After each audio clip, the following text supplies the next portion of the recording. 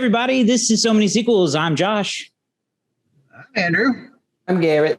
And I'm David. Yay. And today on the show, we're talking about, I know someone's already upset about it. We're talking about Space Jam, A New Legacy, the long-awaited sequel to Space Jam, starring Michael Jordan. This one, as you might tell from the title, A New Legacy.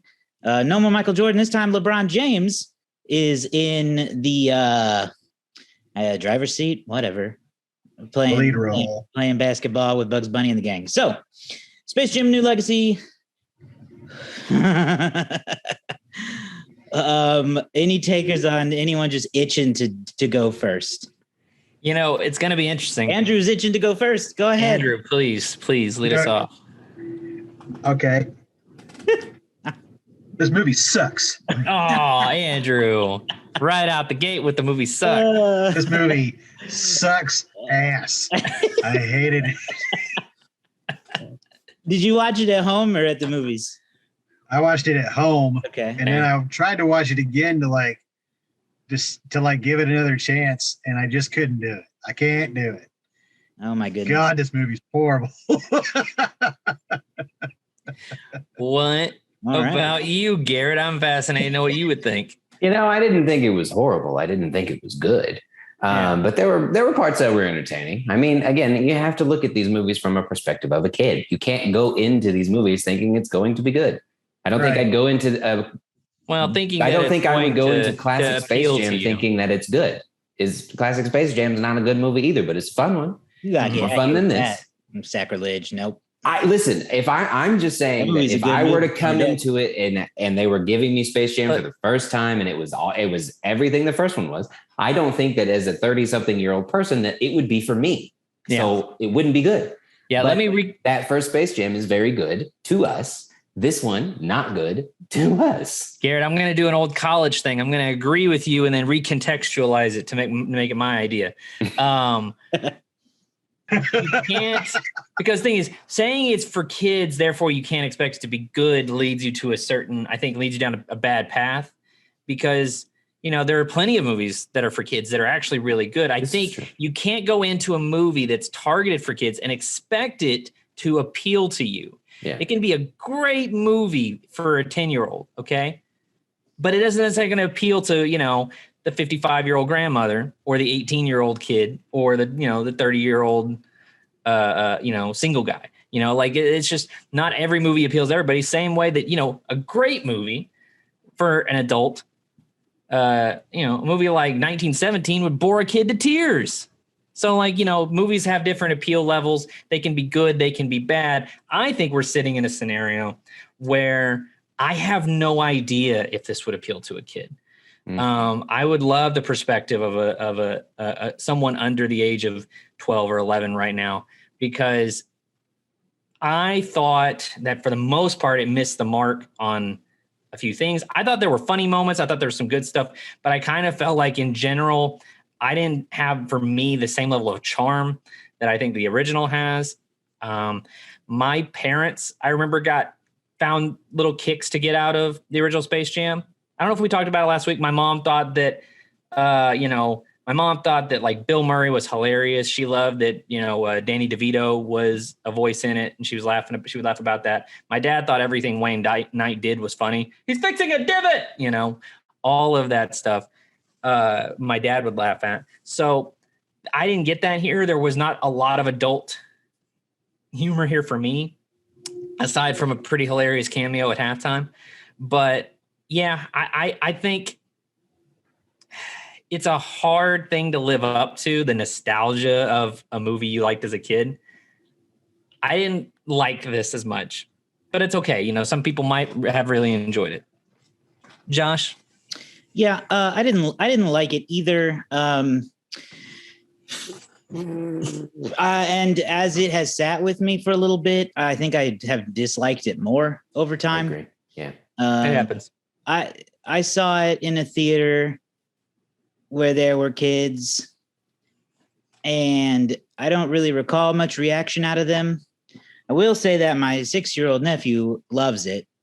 He already has a new Space Jam backpack for kindergarten, and he wants a LeBron James toy. He's all about it. But the movie's kind of ass, isn't it? Yes, it is. Like it's enjoyable in parts where like I got some good chuckles, but it's not really Space Jam, is it? It feels like something different. Yeah. It feels like a new legacy. Well, see, and I already take issue with that trailer because Space Jam already has a legacy. It should have been called a new era. Yeah. When you're doing a sequel, I don't like the title. I don't like the chapter. title. Oh yeah, chapter, era, anything else. But to me, the movie was kind of like what happens when you just let unchecked Hollywood cynicism create a movie. Because, the first movie is all about the Looney Tunes needing Michael Jordan to save them from enslavement. And this movie is like barely about the Looney Tunes. They don't even really show up for quite a while. It's really more about LeBron. And they're really hamstringed for a long time up until the end. Mm. And the movie is really about like the Warner Brothers IP universe. And that felt cynical to me. And I'm trying to collect my thoughts in real time here. So the movie was so close to like getting its own point and then losing it, where, the basic plot for the villain is he is a algorithm created by Warner Brothers to basically streamline movies to add A-list celebrities into any universe they want, which is like a really good critique of mainstream Hollywood. And then they made this movie with it. Mm-hmm. It's like you were so close. You almost had what you were going for. And you still made a movie where it's just, it's Ready Player One. We already had that. There's too much other characters. It also felt like a couple other modern day reboots. There's a smidge of Jumanji in there where they took an old movie and turned it into a video game because that's all kids understand today. And then I know I felt a little bit of the Muppets in there, the 2011 Muppets, where we have the Looney Tunes as the old washed up Muppets, and Bugs Bunny, Kermit, is now on a cross-universe road trip to get the gang back together. Yeah. It felt like there wasn't an original thought in this whole movie, and that bummed me out. It is going to do nothing. Okay, so I want to lead by saying this because I have seen a lot of people talking about this on social media.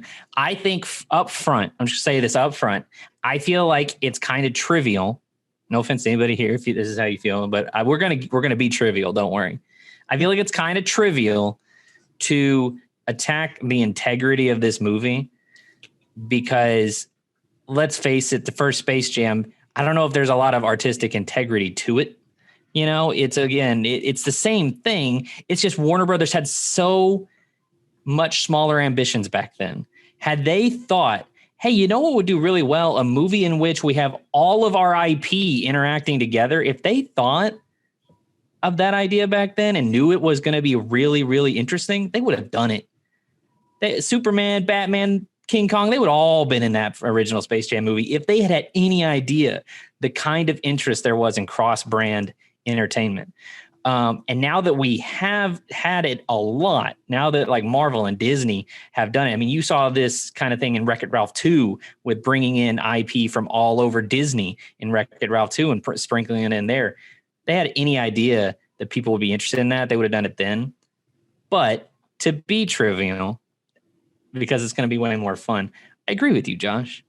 I mean, you're probably right that they may have done it if they could or if they thought of it, but the fact that they didn't really created a different movie. It becomes a movie that doesn't at times seem like it really knows what story it wants to tell.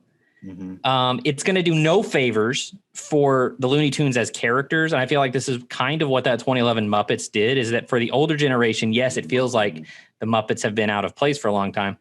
It does nothing for the Looney Tunes as characters for you to tell kids, hey, these are the washed up characters of yesteryear that you've never heard of, and we're bringing them back for this.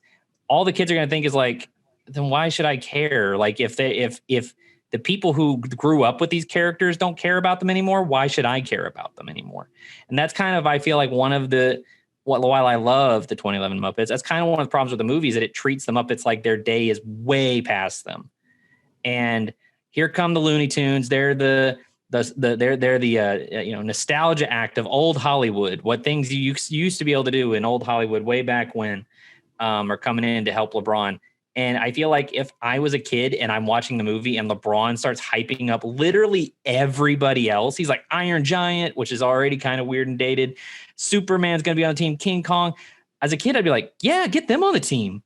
No, literally, why is Granny from the Tweety Bird cartoons on the team when you literally you could have Pennywise. You could have all of these great characters. Why is it happening this way? They had a lot of problems when it came to storytelling. Because for me, it started with, why do the Looney Tunes need to relearn how to play basketball? Like, they've already done this. I know they mentioned it's been 25 years, but they don't need to be retrained on how to play basketball and how basketball works. They've all already done it. And then secondly, I think that the realism factor got washed because of how they handled LeBron. So in the first Space Jam, it is essentially Michael Jordan as Michael Jordan. He was a successful, amazing basketball player who quit and went and played baseball and sucked and then got brought back into basketball, and it relit the flame of him getting back into basketball. All of that is real, minus the Space Jam part in real life. So with LeBron, you treat LeBron as a regular person, but the LeBron character in Space Jam is so far opposite from LeBron that I don't believe it. Like, LeBron is a fun human being who wouldn't be so staunch on the rules and be like, no, you can't ever have fun ever. That's not a LeBron. So he would be, at least in realism, enjoying the fact that he's playing basketball with the freaking Looney Tunes. Like, yeah, he wants to win his son back, but LeBron is not an unfun person. And they really tried to paint him that way. And it really took the believability of, like, this is not how I feel like the LeBron that I have seen would act. And if you're trying to make him the real LeBron, which is what they did, your story is not going to connect with me. And it didn't. I didn't believe it. But again, I'm sure a kid does and would, because that's what the movies cater for. And they just see LeBron, and that's fun. Honestly, I don't. Right. The more I look at it and the more I look at this movie was just not necessary. It really wasn't. This movie wasn't necessary at all. Nobody really asked for a new Space Jam because the old Space Jam had cultish quality. It lived on, and it's still, it's a fun movie to watch even today, even as an adult. You can still get those jokes. Here, what they're doing, what I feel like Warner Brothers is doing, and I'm going to be very frank with this, is that it's almost like kissing its own ass. It really is. And even in the first Space Jam, they kind of reference that. Like they kind of reference that when, like, Daffy Duck is holding up his rear end and he's like, we're exclusive trademark of Warner Brothers Inc. and he kisses him. But, like, the thing is that, like, this really does it. And I don't find it appealing, really. I honest to goodness, I lost interest about halfway in. I'm like, this is just, I don't care anymore. The only thing I really cared about is when they made all the Looney Tunes characters 3D. Like when they made them 3D instead of 2D.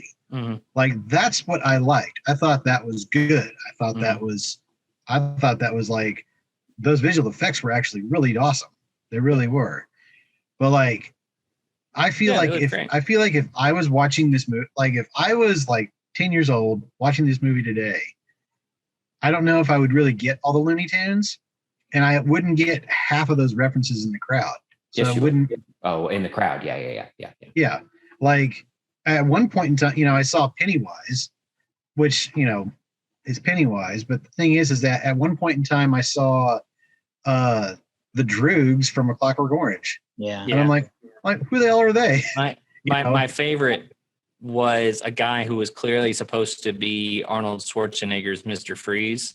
Did you guys catch him? And also, that's who it was. Go on, Andrew. Yeah. Well, I'm sorry, He's standing but there in his bath towel. but also like Batman Returns as Mr. Penguin. Oh yeah. I saw the Mask Penguin was in there. Mr. Oh yeah, the Penguin. mask. Yeah. I think I saw the nun. The nun was in there. Mask was in there. Yeah. But yeah, I mean, I think that I don't know. I feel like this is an interesting conversation for us to have because I almost feel like we should bring our parents in because I feel like it is us watching Space Jam as our parents watch Space Jam. Like we get the references as kids, we get all the jokes as kids, and now we're older and we don't get them and we don't find them funny, but we have evidence that at least a 6-year-old does. Yeah. And so I think we are now the parents that don't get it judging this child's movie. Yeah. And so I think that it would be interesting to get a comparison from like our parents. What did you think of Space Jam? Yeah. And then interesting to hear what other kids have to say about this Space Jam versus the original Space Jam. And that's what I mean by it feels trivial to complain about because like clearly the movie wasn't really targeting us, you know, and it wasn't it though? But because I thought it would be. I thought we would be the target audience, 30-year-olds who are bringing their 5-year-old kids or something like that, right? Right. And I thought that was the audience, but they give you those subtle, like all kids' movies, they have those subtle references for the adults, for the parents, the jokes, but like all of Space Jam, no matter how you think of Space Jam is targeted and will always be targeted to people in our age group. Like you can't say Space Jam and not expect us to not get excited. Yeah. Right. So, I mean, so no matter what you're putting out, there will always be a level of marketability to this age group. But yeah, this one, it really seemed to try to hit both. And I think that they probably succeeded with the younger generation, but I think for us as analytical people now, it is a letdown because we wanted it to be more. I didn't necessarily know what it would be because again, kids today probably don't have that same connection to the Looney Tunes. So yeah, I don't really know what they were going for. I think the same idea under a different name or branding would have worked, but I don't know. I honestly think, well, there's like 3 things I want to hit because I feel like a major problem for me with it. And again, there were elements that I like, but I feel like the story just didn't have the same flow that the first one does. I'm not saying you have to do a carbon copy of the story. It just kind of felt like it took a while for him to get to the cartoons. And then like the time, but like they wasted all the time just doing this recruitment mission. Going to a Wonder Woman comic and going to DC World and all this stuff. And they did all that and they get back and we got like an hour to train for this game. And then it's like basketball game time, you know, like it just didn't feel like, you know, whereas the other one, it has that idea of like Michael hasn't played in a while and he's got to get his groove back and he's got to get into it. And it's got this kind of like real natural flow to it. I don't feel like that's here because LeBron is even presented here as still being at the top of his game. So like, I don't know, like that part doesn't work for me. So here's the comparison I'm going to make. I don't know if you guys have seen any of these or at least seen the trailers for these, but I don't like that they made LeBron a cartoon for his time with the Looney Tunes. They didn't, instead of having him be live action the way Michael Jordan was. Eventually he became live action again, but he's for the most part a cartoon. They animated him. It feels like one of those Scooby-Doo direct-to-videos with John Cena, you know, or with, you know, whatever, you know, like they've had other people do them, but like these like celebrity guest Scooby-Doo direct-to-video movies that they've done recently, where it just feels like just like they're just making a weird movie that like nobody's really that interested in. Or that's like just taking 2 properties and merging them together. And granted, that's what it's always been, but it just felt less real. Which I don't know. I don't know if that makes sense. But finally, what I want to get your opinions on. Did you guys, so here's the part that I was really interested in. The only part I was really interested in. Did you guys like the kind of, here's the vibe I got.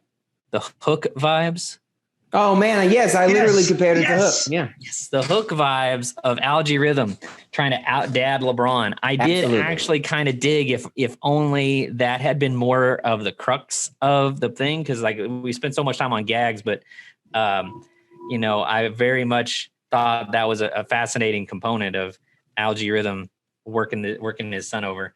That said, I could have. I don't know. I kind of wish they had not done the son storyline. It kind of, I don't know. It made it disinteresting for a long time. By the time that became a story component, I was already kind of like, I wish this kid wasn't here.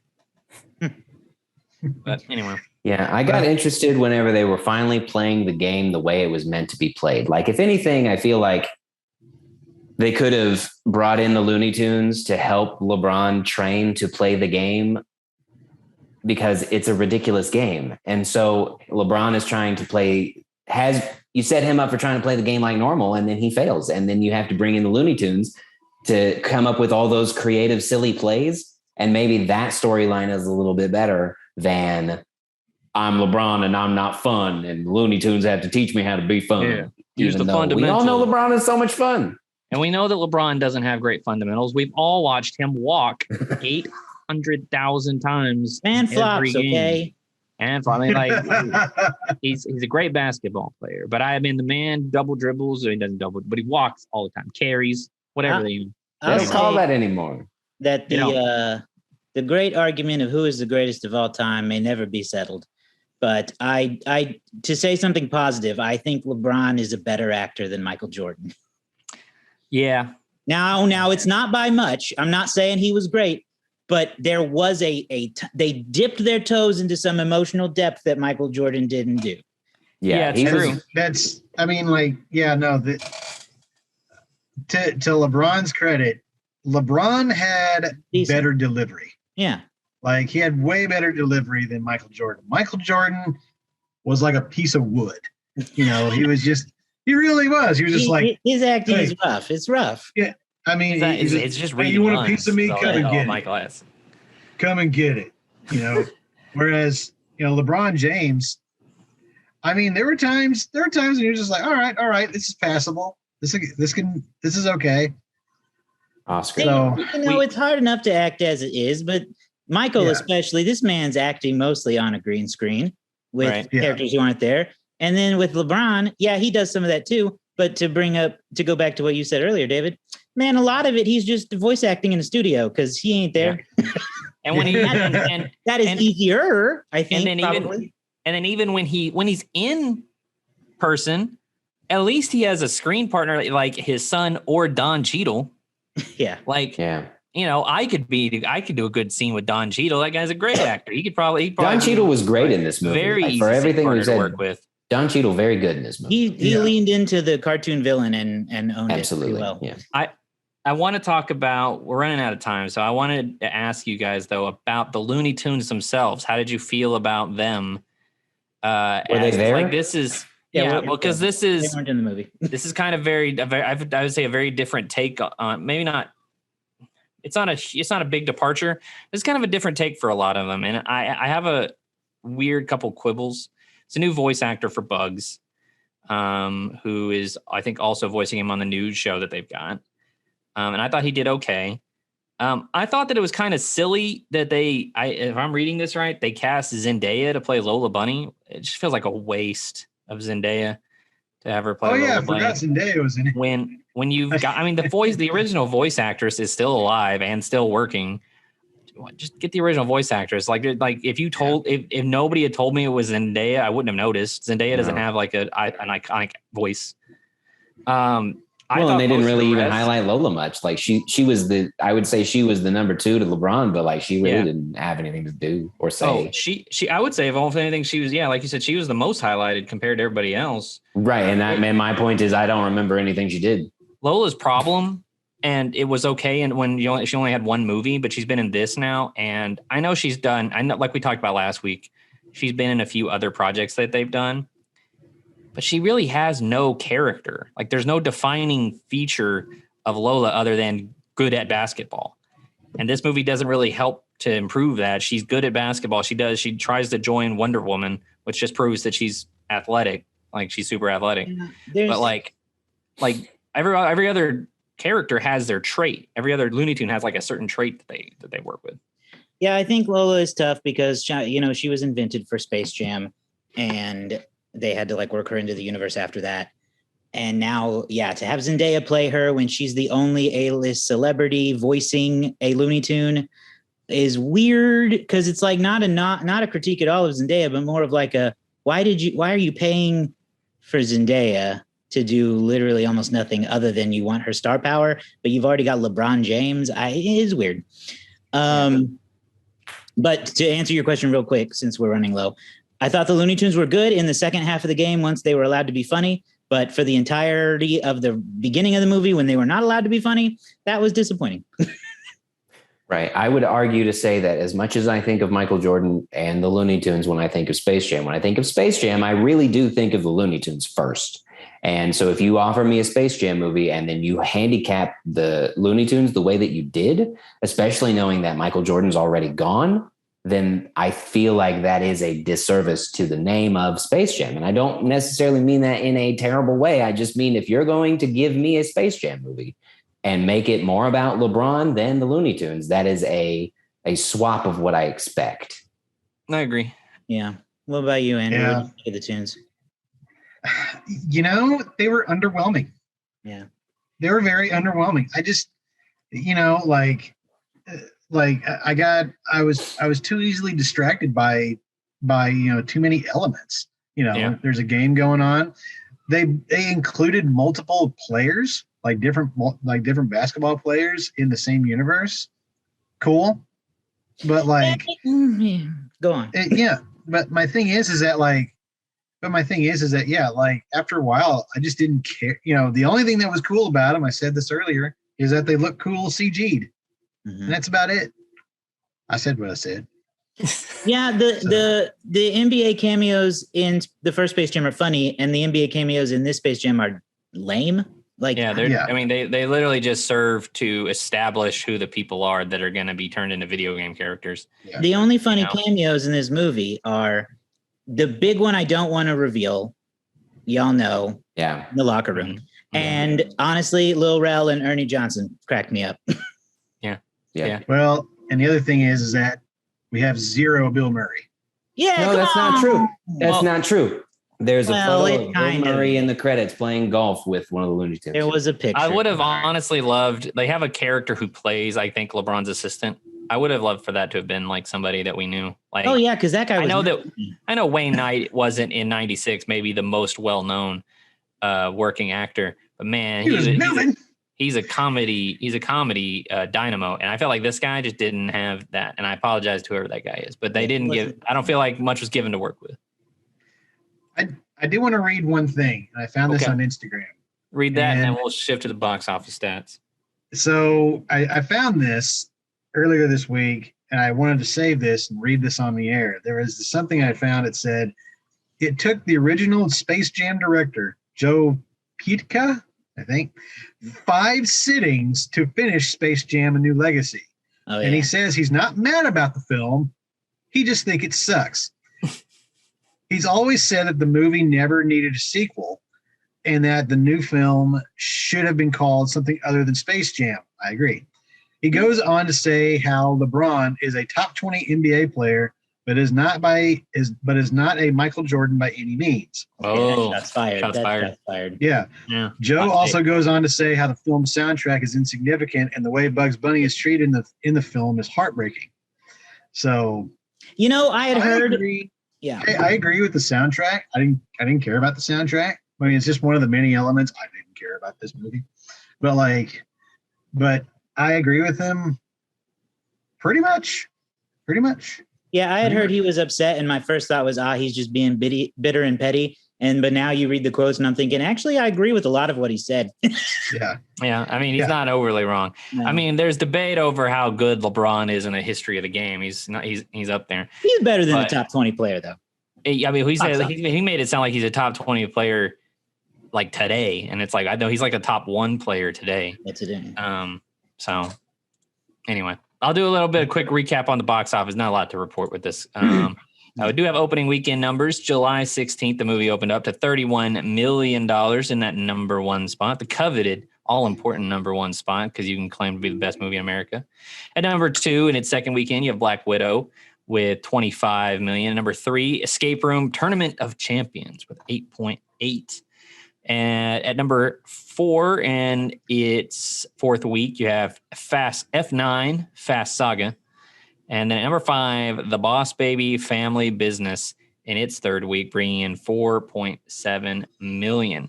I'll go ahead. Well, the original Space Jam we talked about last week brought in $27 million in its opening weekend. Here's what I will talk about. Inflation and stuff, you never know. But in its second weekend, Space Jam 2 has proven to have a almost 70% drop, which is not good. It suggests that pretty much everybody who's going to see it saw it opening weekend. The original Space Jam, only a 41% drop weekend 1 to weekend 2, which is well above average in terms of, or I guess below average in terms of second weekends. So that shows that, not only did people go see it that first weekend, they told their friends and they went and saw it. If you have less than a 50% drop, you're doing really good for a movie. I'll go ahead and throw it to Andrew. I'll just say that for the year, Fast 9 is the number 1 movie domestically, with Quiet Place and Black Widow nipping at its heels. Andrew, you're running the letterbox game this week. All right, ladies and gentlemen. What is everyone's score? So I'm going to guess a 2.3.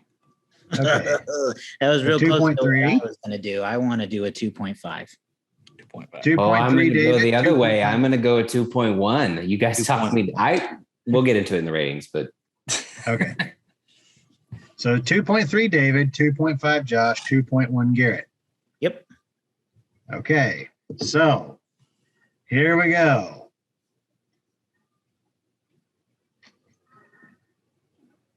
Let's see, of all of the ratings, we have a grand total of 2.1. Oh, okay. So Garrett, So we got okay. one nailed it. We got a All right. nailer, a nail biter. So I was originally going to give this a 2 out of generosity.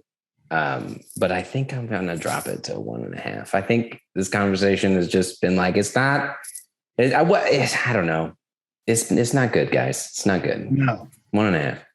Yeah, I trashed it more than I thought I would, but I'm going to keep the score I gave it, which is a 2. And that is because in my scale, 2 is disappointing. And I think that's a good word for this movie. I'm going to give it, even though I was also fairly negative towards it, and the score reflects that, but I'm going to give it a 2.5, which on my thing reflects also disappointing, but also not aimed for me. Some movies aren't mine, so 2.5 is what I would give this one. All right. What about you, Andrew? I'm only giving this a 1. Whoa. Okay. Wow, So we're that really is down on this one, but so far, I would venture to say this is probably the worst movie of the year for me. I mean, I make that shocked face just because that's a big statement. I'll have to. I'm so far behind on what I've seen this year. I don't even know. I think I had more fun watching this than the little things. Let's just say that. That's true. Definitely had more fun Tears watching this than the little I forgot about the little things, so I'm glad you reminded me of that shit show. But we need to wrap up. So that makes our collective score 1.75. A rare time where we go lower than the Letterboxd average, but sometimes it happens. And also, just to squeeze this in real quick, because I couldn't find a place earlier when we were talking about it. I looked back at the original Space Jam reviews, and one of the GOATs, Roger Ebert, gave it a positive 3.5 out of 5 stars. Wow. Good review for Space Jam. So some adults like it. Hey, that's what I gave it. Yeah. So go check that out somewhere. Otherwise, you can find us online at somanysequels.com, where you can find all of our social media links and where you can find the show. So we're going to take a little bit of a break, and then we will see you next time with more movies. Bye.